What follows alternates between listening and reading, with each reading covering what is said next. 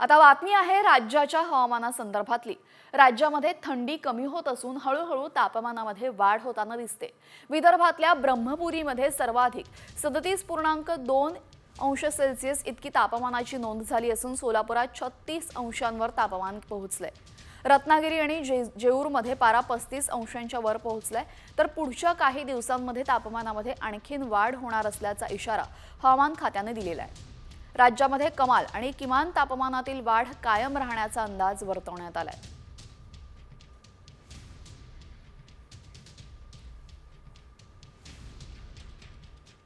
या आंतरराज्यातल्या 36 जिल्ह्यांमधल्या महत्त्वाच्या बातम्यांचा घेऊयात वेगवान आढावा। डोंबिवलीतील दीनदयाल रोड परिसरामध्ये एका बांधकाम साईटवर क्षुल्लक कारणातून हत्या झालेली आहे। जेवण सांडण्यावरून 2 मजुरांमध्ये किरकोळ वाद झाला। त्यानंतर सर्व झोपल्याचं पाहून जयासन मांझी याने बांबू मारून गौरव जगतची हत्या केली। आरोपीला अटक करण्यात आलेली आहे।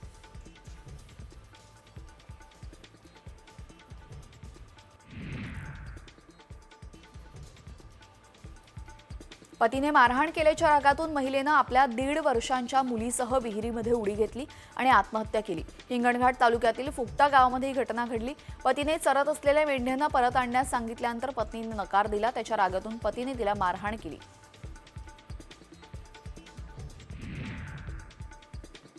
धुळ्यातील दोंडाई शहरामध्ये बस रस्त्यात अडवून बसमध्ये चढून चालकास बेदम मारहाण करण्यात आली।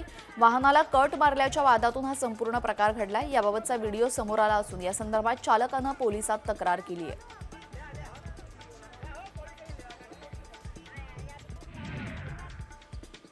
नवी मुंबईमध्ये ठाणे बेलापूर मार्गावर मसूर डाळ वाहतूक करणारा ट्रक पलटी झाला। त्यामुळे रस्त्यावर मोठ्या प्रमाणात वाहतूक कोंडी झाली होती।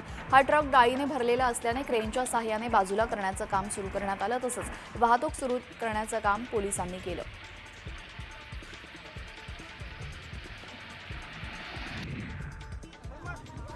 शाळकरी विद्यार्थ्यांच्या वाहनाला पिकअप जीपनं धडक दिली। नांदेडच्या अर्धापूर ते तामसा रस्त्यावर हा अपघात झाला। या अपघातामध्ये 12 विद्यार्थी जखमी झाले असून रुग्णालयामध्ये उपचारासाठी त्यांना दाखल करण्यात आलंय।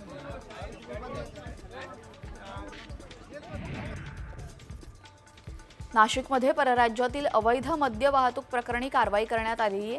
राज्यामध्ये प्रतिबंधित असलेल्या मद्याची अवैध वाहतूक राज्य उत्पादन शुल्क विभागानं रोखली आहे। या कारवाईमध्ये 82 लाखांचं मद्य जप्त करण्यात आलंय। तसंच या प्रकरणी एकाला अटकही करण्यात आली आहे। पिंपरी चिंचवड पालिकेनं चिखली आणि कुदळवाडी परिसरामध्ये 5000 अनधिकृत बांधकामांच्या विरोधात कारवाई सुरू केली आहे। या पार्श्वभूमीवर परिसरामध्ये मोठा पोलीस बंदोबस्त लावण्यात आलेला आहे। मात्र या ठिकाणी कारवाई होत असल्याने व्यवसाय करणारे व्यापारी आणि कामगारांवर मोठं संकट कोसळलंय।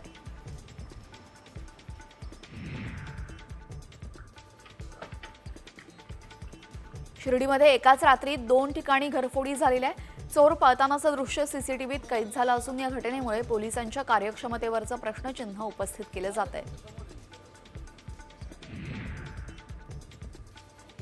बीडच्या माजल गावात डोळ्यात मिरची पावडर टाकून केस कापण्याच्या कात्रीने जीवे मारण्याचा प्रयत्न करण्यात आलेला आहे। तुझ्या बाबाने माझ्यावर केस का केली असा जाब विचारत कात्रीने त्याच्या छातीवर वार करण्यात आला। या प्रकरणी गुन्हा दाखल करण्यात आलेला आहे। कल्याणमधील उल्हासनगर परिसरामध्ये रात्रीच्या वेळी एका दुकानातून लॅपटॉप आणि रोकड चोरी करण्यात आली। मुद्देमाल घेऊन पसार झालेल्या चोरास पोलिसांनी अटक केलेली आहे। सीसीटीव्हीच्या आधारे शोध घेत त्याला बेडे ठोकण्यात आले आहेत।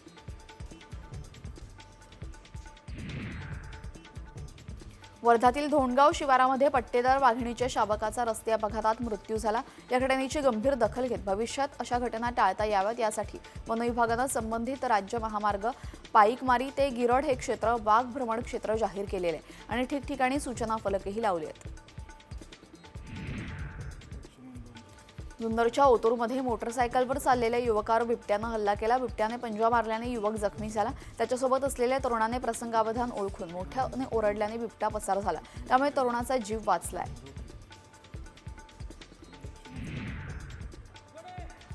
चंद्रपुरात बिबट्याने धुमाकूळ घालत एका वनरक्षकासह 5 गावकऱ्यांना जखमी केले। ही घटना सिंदेवाही तालुक्यातील धुमनखेडा गावामध्ये घडलेली आहे। गावातील एका गोठ्यामध्ये बिबट्याने ठिया मांडला। बिबट्याला बघण्याकरता परिसरातील नागरिकांची मोठी गर्दी झाली होती। त्यातच हा संपूर्ण प्रकार घडलाय।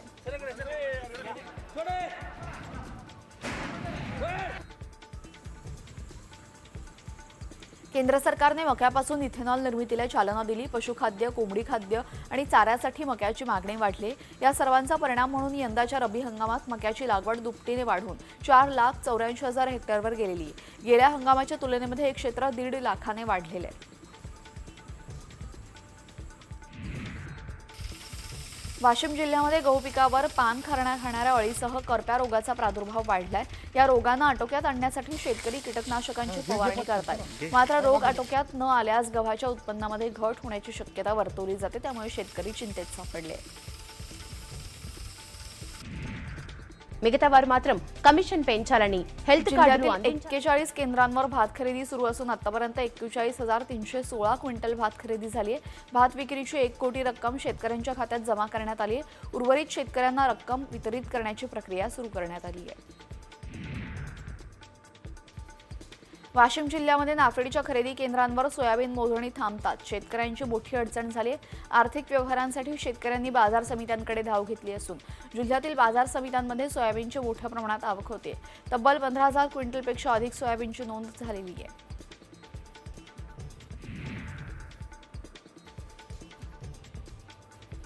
नाशिकच्या येवला तालुक्यामध्ये अनेक शेतकऱ्यांनी शेततळ्याची बांधणी करून पाणी साठवण केल्याने गव्हाची लागवड केलेली आहे. त्यामुळे गहू लागवड क्षेत्रामध्ये दुपटीने वाढ झाली आहे. यंदा रब्बी हंगामामध्ये गव्हाची लागवड 6,500 हेक्टरवर विक्रमी झाल्याचं कृषी विभागानं स्पष्ट केलं आहे.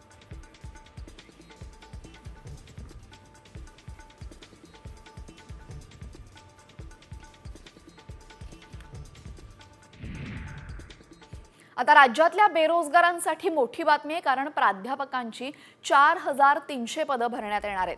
तसा प्रस्ताव उच्च शिक्षण विभागानं अर्थ विभागाकडे सादर केलेला आहे. त्यामुळे आता उपमुख्यमंत्री आणि अर्थमंत्री अजित पवार नक्की काय निर्णय घेणार याकडे सर्वांचं लक्ष आहे. राज्यामध्ये सार्वजनिक विद्यापीठं आणि अनुदानित कॉलेजमध्ये 12,527 प्राध्यापकांच्या जागा रिक्त आहेत.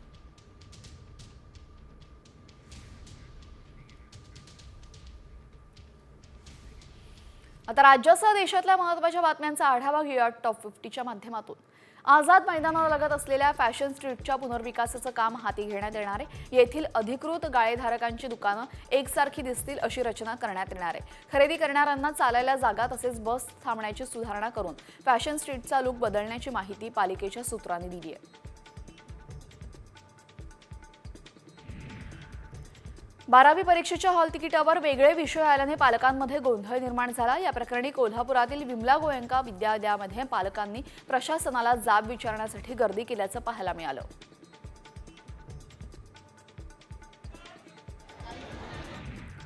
नागपूर महापालिकेद्वारे जनतेसाठी तक्रार निवारण हेल्पलाईन सुरू करण्यात आली. या हेल्पलाईनचं लोकार्पण मुख्यमंत्री देवेंद्र फडणवीसांच्या हस्ते करण्यात आलं. ही तक्रार निवारण हेल्पलाईन सोमवार ते शुक्रवार सकाळी 8 ते रात्री 8 या वेळेत तसेच शनिवारी आणि रविवारी सकाळी 10 ते रात्री 8 या वेळेत सुरू असणार आहे. पुण्यामध्ये रेल्वे प्रशासनाकडून फुकट्या प्रवाशांवर कारवाई करण्यासाठी विशेष पथकाची नेमणूक करण्यात आली होती. गेल्या 10 महिन्यांमध्ये राबवलेल्या विशेष तिकीट तपासणी मोहिमेत 3 लाख फुकट्या प्रवाशांवर कारवाई करण्यात आलेली आहे. यातून 16 कोटींचा दंड वसूल करण्यात आलाय. राज्यात गारवा कमी होऊन उन्हाचा चटका वाढतोय. फेब्रुवारीच्या पहिल्या आठवड्यापासून तापमानाचा पारा चढला असल्याची नोंद हवामान विभागानं केलेली आहे. बहुतांश ठिकाणी तापमानानं 36 गाठलेली आहे. राज्यामध्ये कोरडा आणि शुष्क वारे वाहत आहेत. आकाश निरभ्र राहणार असल्याचा अंदाज हवामान विभागानं वर्तवलेला आहे. बुलढाण्यातील टक्कल व्हायरसचं कारण महिना उलटून गेला तरीही समजू शकलेलं नाहीये. जिल्ह्यात ते राष्ट्रीय पातळीवरील आरोग्य यंत्रणांसमोर मोठं आव्हान निर्माण झालेलं आहे. अजूनही रुग्णसंख्या वाढतेच, मात्र अचूक उपचार सापडला नाहीये ना आरोग्य संस्थेचा अहवाल प्राप्त झालाय. त्यामुळे गावकरी मात्र चिंतेत आहेत. अंगणवाडीतील 10 बालकांना खिचडी खाल्ल्याने विषबाधा झाली आहे. ही घटना बीडच्या माजलगाव तालुक्यातील टाकरवण फुलसिंग तांडा इथं घडलेली आहे. मुलांना उलट्या आणि मळमळीचा त्रास झाला. दरम्यान मुलांवर माजलगाव ग्रामीण रुग्णालयामध्ये उपचार सुरू आहेत.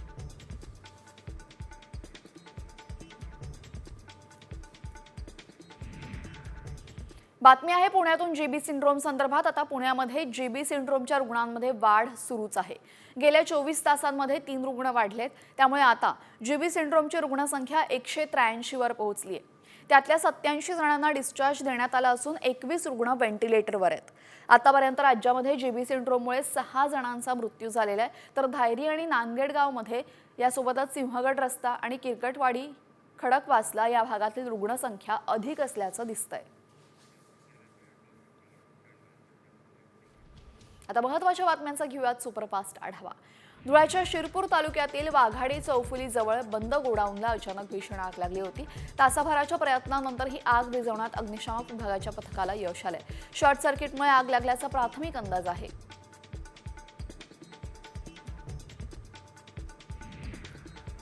मुंबईतल्या कोस्टल रोडवर भीषण अपघात झालेला आहे. भरधाव स्विफ्ट कारवरचं चालकाचं नियंत्रण सुटलं आणि कार 3 ते 4 पलटी मारत रस्त्यावर कठड्याला धडकली. या अपघातामध्ये कारमधून प्रवास करणारं दाम्पत्य गंभीर जखमी झालंय. दोघांनाही उपचारासाठी ब्रिज कँडी रुग्णालयामध्ये दाखल करण्यात आले. खार लोकोशेडला काल रात्री भीषण आग लागली. आगीची माहिती मिळताच अग्निशामक दलानं तातडीने घटनास्थळी धाव घेतली. अथक परिश्रमांनंतर आग विझवण्यात अग्निशामक दलाला यश मिळालं. आगीत सुदैवानं कोणतीही जीवितहानी झाली नाही, मात्र कार शेडचं मोठं नुकसान झालंय. पुण्यामध्ये वाहतूक पोलिसांवर हल्ला करणाऱ्याला अटक करून पोलिसांनी धिंड काढलेली आहे. वाहतूक पोलिसांवर दगडाने हल्ला करून पळून जाणाऱ्या या तरुणाला फुरसुंगी पोलिसांनी अटक केलेली आहे. शनिवारी संध्याकाळी या चौकामध्ये हा प्रकार घडला आणि त्याच चौकामध्ये त्याची धिंड काढून पोलिसांनी गुन्हेगारी प्रवृत्तीला माफ करणार नाही असा संदेश दिलाय. पुण्यामध्ये गाड्या तोडफोड करणाऱ्या आरोपींची पोलिसांनी धिंड काढली. गाड्यांची तोडफोड करत दहशत पसरवणाऱ्यांचं प्रमाण वाढलं होतं आणि या आरोपींनी ज्या परिसरामध्ये गाड्या फोडल्या त्याच परिसरामध्ये त्यांची पोलिसांकडून वरात काढण्यात आली आहे. पुणे शहरातील पाणी वापर वाढल्याचं निदर्शनास आलेलं आहे. महापालिकेच्या मंजूर कोट्यापेक्षा खडकवासला धरणातून शहरासाठी अधिक पाणी घेतलं जात आहे. परिणामी जिल्ह्यातील सिंचनासाठी पाणी कमी पडतंय. पालिकेने शहरातील पाणी वापर कमी करावा अशा सूचना जलसंपत्ती नियामक प्राधिकरणानं पालिकेला दिलेल्या आहेत.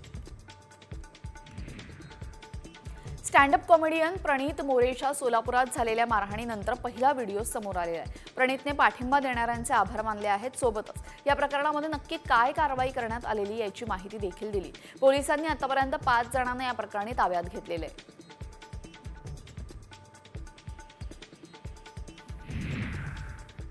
महायुतीमध्ये वादाचं कारण बनलेल्या पालकमंत्री पदाचा तिढा आज सुटण्याची शक्यता असल्याचे संकेत शिंदे सेनेचे आमदार महेंद्र दळवी यांनी दिले.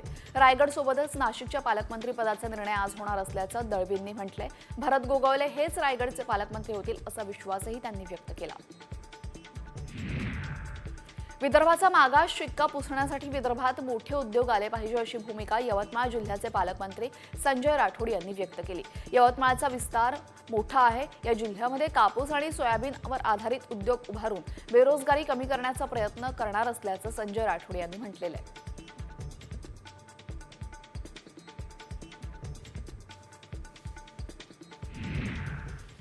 सरपंच संतोष देशमुख यांची हत्या होऊन आता 2 महिने पूर्ण झाले.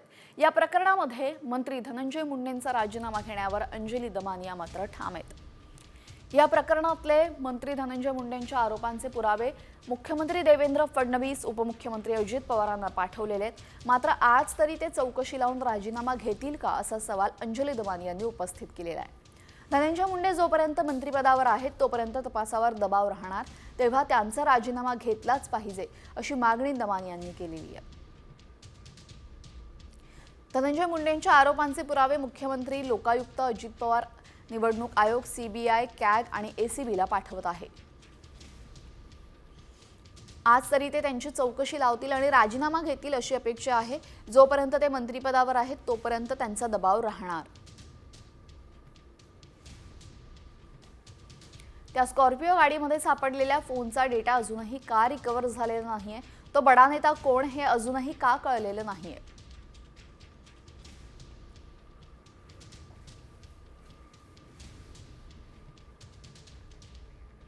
तर आता बीडमधील सरपंच हत्येनंतर मंत्री धनंजय मुंडे यांच्या राजीनाम्याची मागणी होतीये. मात्र मुंडेंच्या राजीनाम्यावरनं टोलवाटोलवी सुरू झालेली आहे का असा प्रश्न उपस्थित होतोय. कारण मुख्यमंत्री फडणवीस यांनी मुंडेंच्या राजीनाम्याचा चेंडू पुन्हा एकदा अजित पवारांकडे टोलवलाय.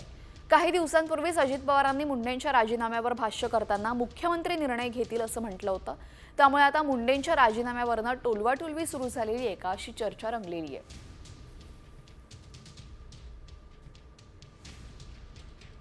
राजीनामा घेण्यात येणार का? कारण की जे कोणी दोषी असेल त्यांच्यावर कारवाई करा असं मुख्यमंत्र्यांना सांगितलेलं आणि मुख्यमंत्री त्या पद्धतीनं दोषींवर कारवाई करतात. काय बोलले मला माहित नाही. ते काय बोलले त्यांना विचारेन आणि मग बोलेन. तुमच्या म्हणण्यावर मी बोलणार नाही. आता नवी मुंबईकरांसाठी महत्त्वाची बातमी. नवी मुंबईकरांना उद्यापासून कचरा कोंडी होणार आहे. कारण नवी मुंबईतले तब्बल 8,500 कंत्राटी कामगार उद्यापासून बेमुदत संपावर जाणार आहेत. समान काम समान वेतन ही मागणी करत हे कंत्राटी कामगार गेल्या महिनाभरापासून आंदोलन करतायत. मात्र नवी मुंबई महापालिकेने अजूनही त्यांची दखल घेतलेली नाही. तेव्हा कामगारांनी बेमुदत संपाचं हत्यार उपसलंय. सफाई खातं, आरोग्य विभाग, मलनिस्सारण विभाग, पाणीपुरवठा, विद्युत विभाग, घनकचरा विभागाच्या कंत्राटी कामगारांचा उद्यापासून बेमुदत संप सुरू होणार आहे. नाही कोणाच्या